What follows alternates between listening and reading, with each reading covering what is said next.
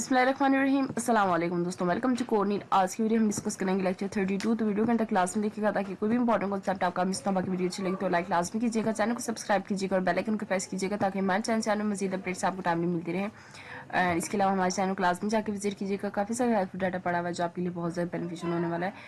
तो आज की वीडियो स्टार्ट करते हैं। तो सबसे पहले हमने कॉन्सेप्चुअल डेटाबेस डिज़ाइन पढ़ा था। इसका गोल होता है कि हमारे सिस्टम को रियल लाइफ के मुताबिक समझना और डिज़ाइन करना है। ये data model relational object oriented sector से इंडिपेंडेंट होता है। फिर हमने रिलेशनल डेटाबेस देखा था जिसमें एक डाटा के अंदर एक टेबल्स के अंदर डाटा स्टोर होता है और सारा काम रिट्रीव, अपडेट और जॉइन टेबल्स पर होता है। उसके बाद हमने एसक्यूएल यानी डाटा मैनिपुलेशन लैंग्वेज पढ़ा था जो टेबल से data retrieve, insert, update, delete करने के लिए यूज होता है। अब हम आते हैं एप्लीकेशन, प्रोग्राम और यूजर इंटरफेस की तरफ जो रियल यूजर्स के लिए डाटा को इजी बना देता है यूज करने के। तो सबसे पहले है हमारे पास application program. Application program basically वो प्रोग्राम्स होते हैं जो यूजर या ऑर्गेनाइजेशन की जरूरत को पूरा करते हैं। ये प्रोग्राम डेटाबेस डिजाइन बनाने के बाद या उसके साथ पैरेलल भी डेवलप किए जा सकते हैं। टूल सेलेक्ट करने डेवलपर पर डिपेंड करता है, जिस टूल्स लैंग्वेज में वो कंफर्टेबल हो उसी को यूज करेगा। कुछ जनरल हमारे पास एक्टिविटीज है जो एप्लीकेशन प्रोग्रामर यूज करते हैं। तो एप्लीकेशन बनाते वक्त कुछ कॉमन एक्टिविटीज होती हैं। सबसे पहले डाटा इनपुट प्रोग्राम्स यानी डाटा एंटर करना, जैसे स्टूडेंट का नेम, उसकी मार्क्स, फीस वगैरह। एडिटिंग में क्या होता है, डाटा एंटर को अपडेट या करेक्ट करना। डिस्प्ले में डाटा को स्क्रीन पर यूजर फ्रेंडली तरीके से दिखाना। प्रोसेसिंग एक्टिविटीज में होता है कैलकुलेशन या ऑपरेशन परफॉर्म करना, जैसे कि रिजल्ट कैलकुलेट करना।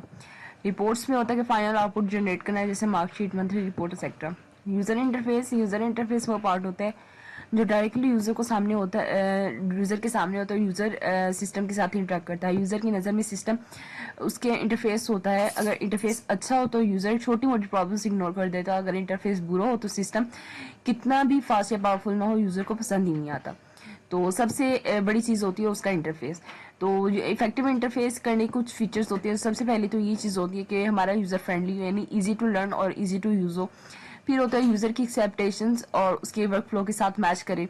और फिर जो काम हो डॉक्यूमेंटेशन की ज़रूरत हो, यानी यूज़र खुद इजीली समझ जाए कि उसको यूज़ आउट कैसे करना है। प्रोडक्टिविटी बढ़ाए, यानी यूज़र टाइम वेस्ट ना करे उसके ऊपर। प्रिडिक्टेबल बिहेवियर हो उसका, इनके सिस्टम हमेशा एक्सेप्टिव तरीके से चले। एक इफेक्टिव इंटरफेस यूजर की मदद करता है टास्क कंप्लीट करने में, खुद बैकग्राउंड में चलता है, यानी यूजर को डिस्ट्रैक्ट नहीं करने देता। आगे बात करते हैं यूजर की कुछ टाइप्स है। सबसे पहले है हमारे पास text based interface. Text based interface में क्या होता है, यहाँ कीबोर्ड कीज असाइन होती है अलग अलग एक्शंस के लिए। फॉर एग्जांपल हम 1 जो होता है वो ऐड रिकॉर्ड, 2 डिलीट, 3 एनरोलमेंट, फिर 4 रिजल्ट और 5 एग्जिट। आजकल ये बहुत ज़्यादा कम यूज़ होते हैं। फिर आते हैं ग्राफिकल यूजर इंटरफॉर्म्स के कुछ फॉर्म्स के बारे में बात करते हैं। तो आजकल सबसे ज़्यादा यूज़ होने वाला इंटरफेस है फॉर्म।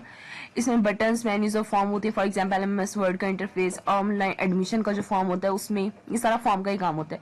फॉर्म की 2 टाइप्स होती हैं। एक होता है ब्राउजर फॉर्म जो हम HTML या स्क्रिप्टिंग लैंग्वेजेस से बनाते हैं, जैसे ऑनलाइन रजिस्ट्रेशन फॉर्म्स हो गए। नॉन ब्राउजर सिंपल में क्या होता है, स्टैंड अलोन एप्लीकेशन में फॉर्म जैसे कि MSSS फॉर्म में हम बनाते हैं। ठीक है, आगे बात कर लेते हैं हम यूजर फ्रेंडली इंटरफेस की। तो यहाँ से मिसप्लेस था, मैंने इसको दोबारा से राइट कर दिया। तो यूजर फ्रेंडली का मतलब ये होता है कि easy to learn, easy to use. Easy to learn का मतलब है बिगनर्स के लिए जल्दी समझ जाए, और इजी टू यूज का मतलब होता है एक्सपर्ट्स के लिए फास्ट और एफिशिएंट हो जाए। हर यूजर की जरूरत अलग अलग होती है, इसलिए इंटरफेस डिजाइन करते वक्त बिगनर्स और एक्सपर्ट दोनों का ख्याल रखना जरूरी होता है। यूजर्स की कुछ टाइप्स होती हैं, उसको डिस्कस कर लेते हैं। सबसे पहले होती हैं बिगनर्स, यानी हर कोई शुरू में बिगनर ही होता है। यूजर जल्दी से या तो इंटरमीडिएट बन जाते हैं या फिर सिस्टम छोड़कर दूसरा सिस्टम यूज कर लेते हैं। बिगनर को पहले ये समझ जाना होता है कि सिस्टम क्या करता है, उसके बाद वो सीखते हैं कि उसे यूज कैसे करना है।